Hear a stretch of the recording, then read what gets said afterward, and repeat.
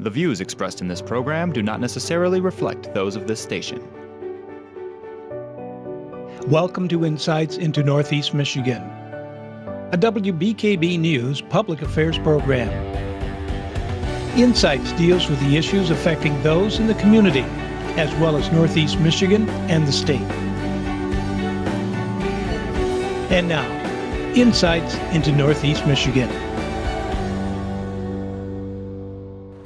Welcome to this week's episode of Insights. On November 7th, 2017, Alpena residents will be voting on a new millage for the Alpena County Jail. I'm here at the jail to talk to Under Sheriff Terry King about why a new jail is needed.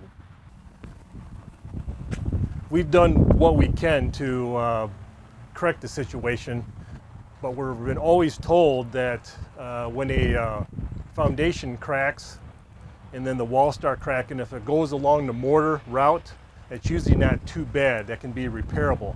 But when you see cracks that are going straight up, right from the foundation, straight up, right through the blocks, that's not good. That means that the foundation is settling, it's dipping, and that's just not good. We also have a situation over here where the header of the doors of the foundation, we have probably a 1/4 inch gap in there, and that's obviously it's not good. What does that mean, that what's happening to the building there? Is the foundation just... Everything is shifting. Yeah, everything is shifting. It's coming down, and part of the building against the wall may stay intact, but this could slide down here a little bit. Obviously, just a couple years ago, we had the jail itself painted, and that really helped with the appearance. And it may need it again if we stick around in this location, but that's something that we hope we don't have to do. If we can get it millage passed, and we can get a new facility out of it here in a couple years. And there's absolutely nothing else maintenance can do to repair There's nothing you can do without removing everything and starting from scratch, and that's just not feasible. That just can't happen, because we still have to secure the inmates in there. We can't necessarily move them to a different county without a huge expense to the taxpayers. With the effects of the inside of the jail, have you or anyone that you work with has gotten sick from the smell or the mold or anything inside? Not yet. That could be a potential issue, and we won't know that for years down the road. That could affect a lot of our correction staff or even management part, and we just don't know it yet. And unfortunately, we may not know that until we retire. And for the inmates, it's more of a liability on you guys if they get sick here, right? Exactly. Yep. But look at the caulking. It's let go. The rust is coming through. That's an integrity issue with that steel beam that's coming across there. The windows itself, I agree. It's probably a maintenance issue, but this is a 60-year-old building. What can you do to fix this without pulling that window out and having a safety issue? Right. I mean, look at the separation up in here. Oh, yeah. Yeah, that may be like an 1/8 of an inch separation right through the mortar, but we have a potential, obviously now with the rain, the possible snow coming in here this winter, water's gonna seep in there, that's gonna break, and we're gonna have more issues come spring. We have the bottom part of the window here. It's been patched several times, along with the crack, along with the foundation, straight down. It's all been filled in before with concrete mortar, and but look at it's all filled in. Look at the bugs. The bugs, yeah. Potentially bugs getting in there. That's a safety concern. The cracks on both sides that are going straight up. Obviously, we have a better than, well, probably about a volleyball-sized hole. Hopefully, before winter, we can have maintenance come back and re-caulk this. But again, what's it going to prove? It's a temporary fix on a major issue that we're having. And it's an issue for the safety and concern of the inmates, but also the officers that work here. That's what I'm concerned with. So the whole building itself is, we were told, is kind of going this way. There's an underground river evidently here, and that's not necessarily good with the moisture underneath and the moisture coming down. So it's kind of a tough location for a jail, but it's been here for 61 years and it needs to be replaced. It's time. We got major separation. I mean, look at the bricks itself. It's even offset a little bit. How that happens, I have no idea. Right. So, but that crack right there, as you can see, has been filled with caulk, and it just continues to expand even more. So it's not that the caulk is shrinking; it's that the building is expanding or spreading, and that's not a good sign.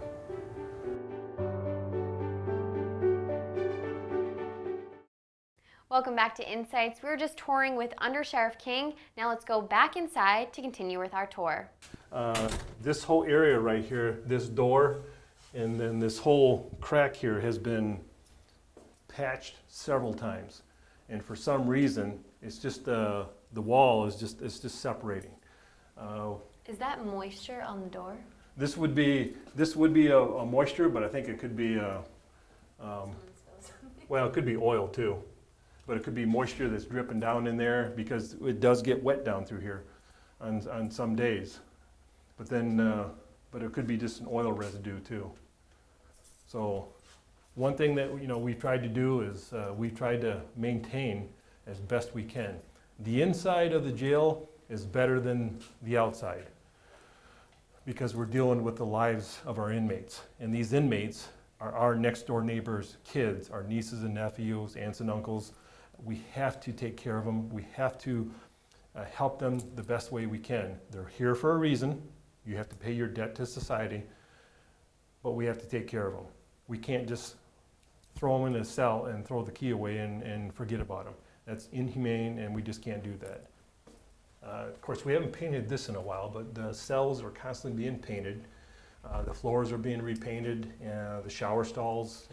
What's bad about the jail itself, I mean, these walls look like a normal wall, Right. but these walls are reinforced, and they're thick because there's also a layer on the inside of the jail cell, so they can't tunnel through, or if they do break through, they're hitting another barrier.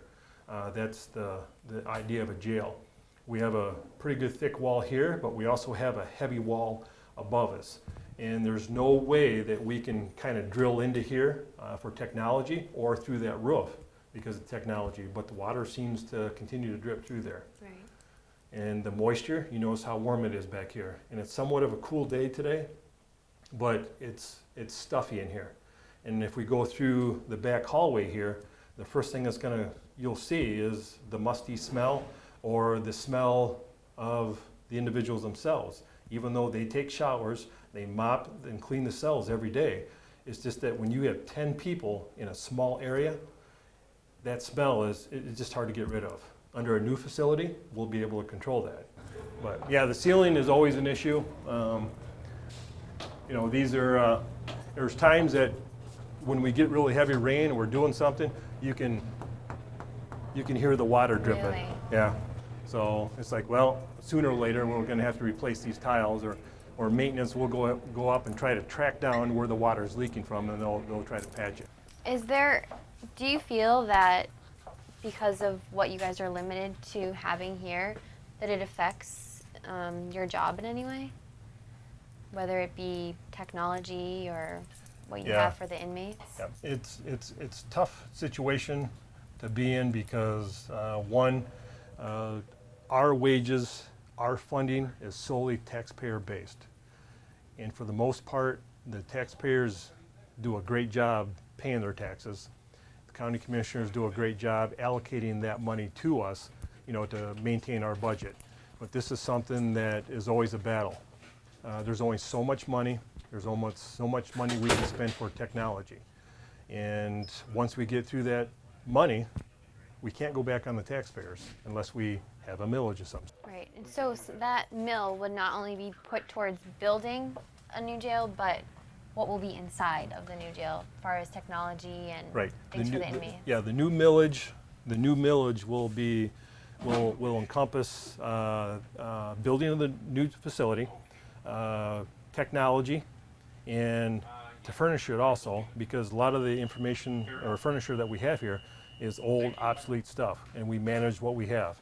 I mean, the desks are old, the carpet's old, the chairs are old. We're not taking that with us, hopefully. That would all be replaced. But we also have money in the millage for operational, especially for additional corrections officers.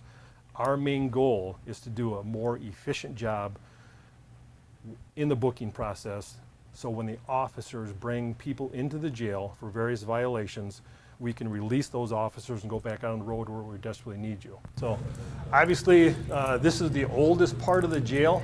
This was the original jail that was built in 1956. Like the cables hanging down here, that is taboo. You're not supposed to have stuff like this because someone could reach up here, pull it down, and that would not be good. But that's something that we can't do because we can't drill. We can't drill through the 10-inch walls or the 10-inch ceilings up there. It's just too tough to do. The tile itself, if you recall here not too long ago, just a couple months ago, this was asbestos, and so that's a safety issue. You guys got all of that removed? All that's been removed. This is all new tile that's been down there. So that was a huge work in progress because we basically had to close this part of the jail down. We had to remove the inmates and kind of stuff them somewhere else within our jail and put all new tile down. It wasn't too bad because they did it within a couple days, 4 or 5 days max, so it wasn't bad. How long was the asbestos here before that? It's been here the entire life of the jail. A lot of the inmates say that the jail is a very cold place. It's cold. Temperature-wise? Well, cold sounding. So anywhere you go,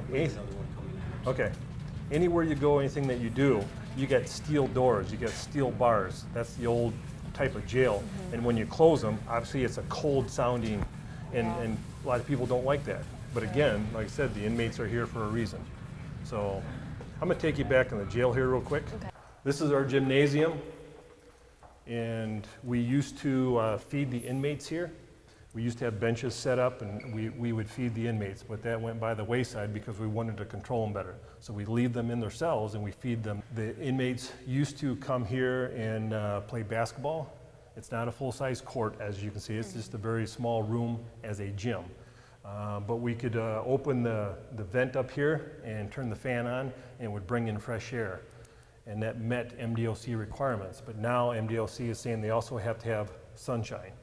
We don't meet that requirement. They can't go outside? They can't go outside now because the yard has been closed down. That was closed down back in 2007, I believe.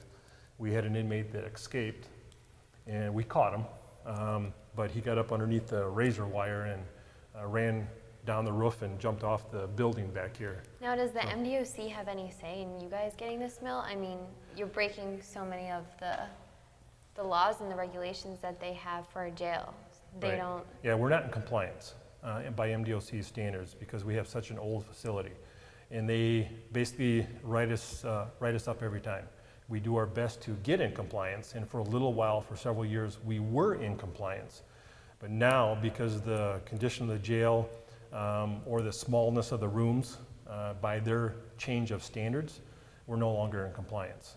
And that means we have to do something. We're going to have a different type of budget where we're going to spend even more money to revamp this jail, or we have to look at a new one. To answer your question a little bit further, does MDOC govern how we do a millage or a new jail? In a sense, the millage, no, but the jail, we will have standards that we have to follow based on a new jail facility. They're going to have to come in and inspect it. They're going to have to come in and approve it. So before we even break ground, they're going to be looking at the blueprints. They're going to say, this needs to be bigger, this needs to be turned around, we have to put a door here, whatever the case may be. It's got to be by MDOC standards. We have a single car sally port. Look at that fresh air. Yeah. We have a single car sally port, and back in the mid-'80s when this was built, it wasn't bad. Right. But on a regular basis, we'll have 2 or 3 or 4 patrol cars here bringing people in. We need a facility to accommodate that, so we're not walking in inclement weather and bringing people in.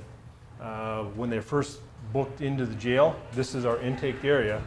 In some cases, they're put on the bench until the booking process starts.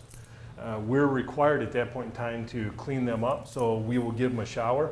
We will de-lice them, so we have special shampoo. We also have the cups that could be up underneath here. What are these? These are the holding cells, and obviously we have a couple people in here. Looks like a couple females in here now. Yeah. So these two females are probably being disciplined for some reason or another. And so we put them there to segregate them. We're not supposed to use them, but what can we do?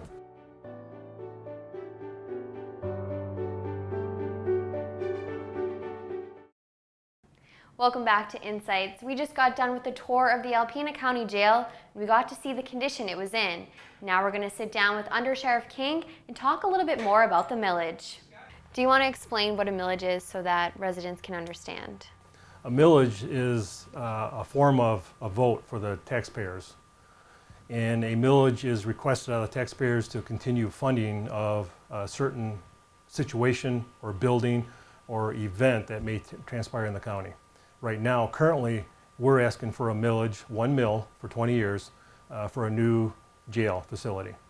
That will encompass the construction of that jail, also furbishing it with equipment that we need, also the possibility of additional corrections officers too. And the idea behind that is once an individual is arrested by either the state police, city police, DNR, or hunt officers, they're capable of bringing them to the new facility because of the technology that we have and additional manpower that we have, and basically drop them off at the door, per se, and we take over from there. They're able to go back out on the road where we desperately need them. And what does that mean for the taxpayers here in Alpena County? What will they be paying if this millage does go through? It depends on their taxable rate of their home. And we have been telling people it's tough to figure sometimes without going into personal detail, but it depends on the taxable value of everyone's home. Averaging, I would say, if a home is valued at $100,000, your taxable value is $50,000. So this millage will cost that household, not per person, a household, $50 a year. That's not that bad. That's not that bad at all for a brand new facility that we desperately need. Over the years, there's been millages for the schools, the APS, and they haven't passed. How do you feel, and what do you think your chances are of this actually going through for the voting November 7th? I would like to think, and I'm going to be very optimistic, that I think we have a pretty good shot with this. We have a lot of support from the general public, the taxpayers, and I'm very grateful for that. That means a lot to us. Like I said just a couple of minutes ago, is that we're not asking for a whole lot, but what we're asking for is a new facility, not only for the betterment of the corrections officers and the officers that work there, but also for the inmates, because these inmates, unfortunately, are our inmates. These are our next door neighbors' kids, our nieces and nephews, our aunts and uncles, people that unfortunately they make a mistake, they come to jail. We can't just throw the key away and walk away. Those are our residents. We have to take care of them. And we've gotten a few public comments about people saying, why don't you just ship the inmates elsewhere? Like you said, they're your inmates, you have to take care of them. What would that mean for this jail, and what would that mean for you guys as officers here and sheriffs here? What does that mean? That's a good question, but that would mean a loss of jobs for our corrections officers, and that's not good.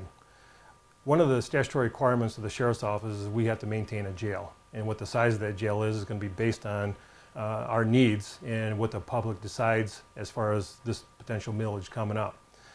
We can't necessarily just take our inmates and put them elsewhere. That would cost the taxpayers themselves hundreds of dollars a day. And we just don't have something like that in our budget. And there's no way that the commissioners can come up with that kind of money.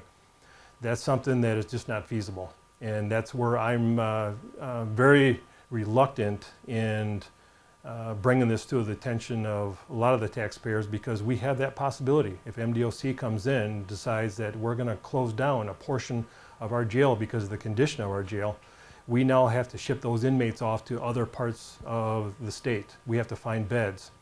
That's a guaranteed income coming into those agencies that we have to pay for. That's taxpayer expense. And that's going to be $50 a day, if not more, depending on that agency, per inmate. You're talking thousands and thousands of dollars that this is going to cost us for transportation, for housing, for medical. And all we're asking is $50 a year for a brand new facility on an average. It's not bad. And if this mill does pass, what will happen to this building? This building itself has the potential of being bought by a private entity. We would very much consider Mid-Michigan. It would fit in with the scheme that they're trying to do. Mid-Michigan has done an outstanding job providing medical service to this community, and they want to continue to do so and expand their services. This acre that we sit on would be a perfect location to expand their facilities, to build doctor's offices or a new clinic, or something that would continue to benefit the county and the citizens. And that is something that we're looking into. Nothing's definite, nothing's been further discussed other than saying, are you interested? But that is a huge possibility right there. We already touched on this a little bit earlier, but if this building was bought, where would the money go? Would it go to the county or would it go towards the new jail? That will be up to the County Board of Commissioners. Chances are, if the mill just passed, there will be enough money going into the new facility. The money there would be strictly brought in for the new facility. The sale of this property would go right to the general fund. The commissioners would decide what they do with it from there. That's their choice. That's their job. That's why they're elected into office. In the DDA, we discussed earlier that they could take that small portion of the taxes away from you guys and keep that for the $3,000 or however much it is. What are your thoughts on that? There's not much we can do about that. That is state law, and that was something that we just discovered ourselves. So there's not much we can do with that, as I mentioned. But that is something that is just the Downtown Development Authority. It's the businesses that are downtown, and it's pretty good size, but there's a good majority of the city itself that could have the potential of agreeing to this millage, that would pay into this millage, but we're also not paying in the Downtown Development Authority. It's just the downtown development. The first year, I think it was around $3,100, and it could be less after that. The board itself could opt out to receive that kind of money, but that's their choice. When you're talking the potential of building a jail at $10 to $11 million, I'm not going to lose any sleep over a $3,000 project that they could use too. And that's state law and part of that millage. Thank you, Under Sheriff King. I really appreciate showing us around and everything. Thank you so much. Thank you. It was a pleasure, and I respectfully request that the taxpayers support us on this. That's all we have for you this week on Insights. Be sure to join us next week for more. Insights into Northeast Michigan is produced by WBKB News. If you have any comments, suggestions, or topics you would like to see on a future show, please email WBKB News. This has been a production of Thunder Bay Broadcasting Corporation. All rights reserved.